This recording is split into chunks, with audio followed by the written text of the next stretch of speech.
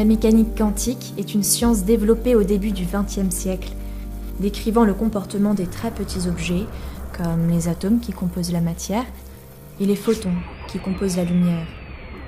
Ces prédictions étranges ont perturbé les plus grands physiciens de l'époque, dont le fameux Albert Einstein.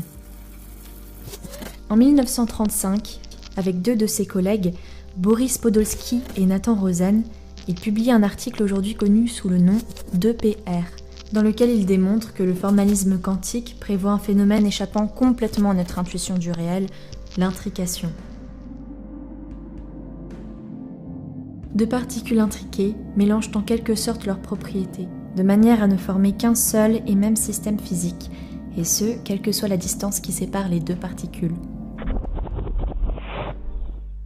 Ça heurte de front une conception classique de la réalité physique qui est que chaque particule porte ses propriétés, et ces propriétés lui appartiennent vraiment.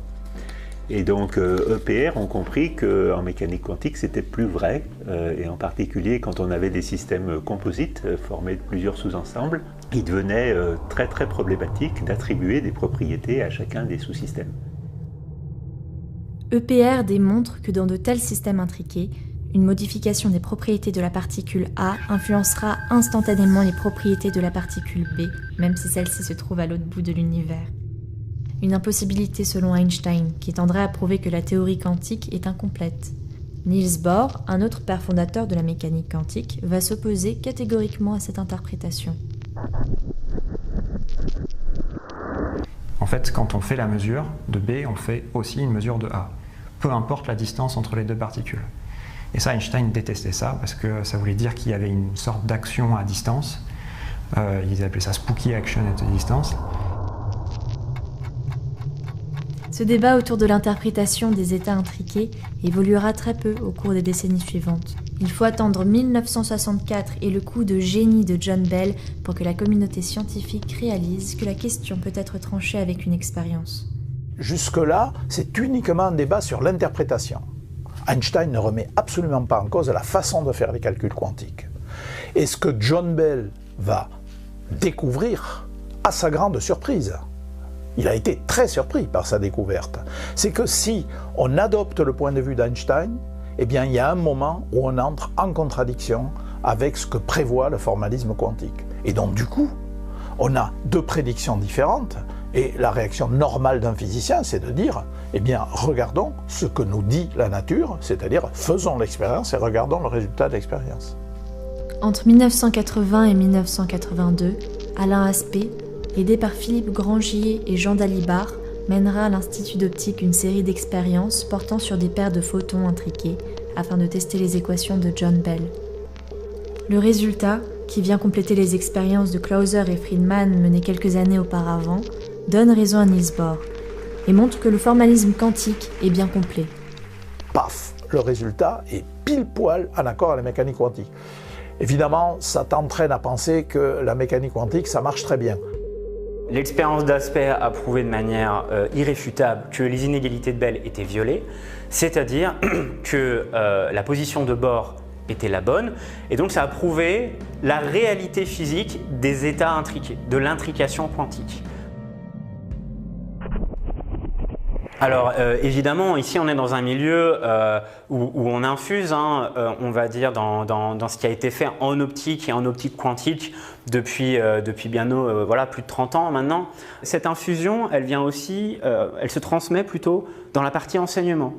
On a des étudiants qui étudient dans des travaux pratiques des expériences, et notamment cette expérience de violation des inégalités de Bell dans un format qui a été repensé, évidemment, pour qu'il soit pédagogique, plus accessible dans un TP de 4h, 4h30. Là, le fait de le voir en vrai, ça prend tout son sens. Donc ça a quelque chose de très satisfaisant en tant qu'étudiant. La plupart, bien sûr, apprécient beaucoup de revoir ce qu'ils ont vu en cours en mécanique quantique pour de vrai sur une expérience. Alors après, il y a l'autre champ d'application qui n'est plus vraiment de tester les inégalités de Bell, mais d'utiliser l'intrication pour faire autre chose. Donc le autre chose, c'est toute l'information quantique qui repose énormément sur la manipulation d'objets quantiques individuels et dès qu'on les manipule, on les intrigue plus ou moins. À partir des années 80, va naître un véritable engouement autour de l'intrication quantique et une foule d'idées va voir le jour.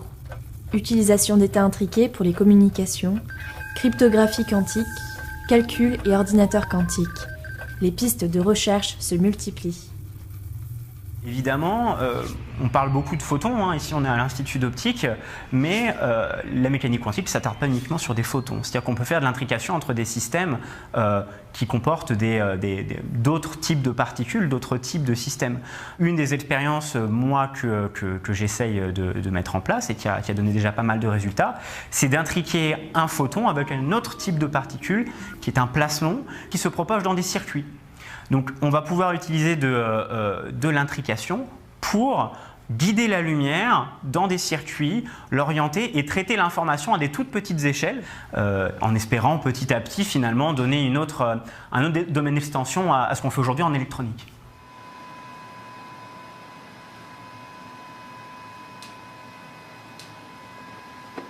Donc ce qu'on cherche à faire dans notre expérience, ça serait donc de faire intriquer deux particules massives.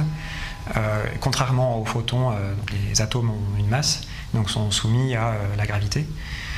Et si on arrive à intriquer des atomes, on peut avoir des effets de gravité sur l'intrication.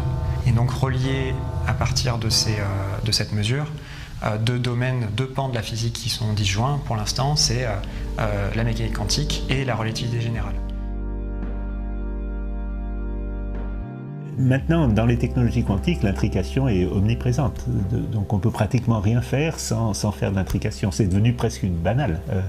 Oui, il n'y a aucun doute que l'intrication a un impact énorme pour un certain nombre, pour la plupart des applications qu'on envisage aujourd'hui et qu'on appelle des technologies quantiques.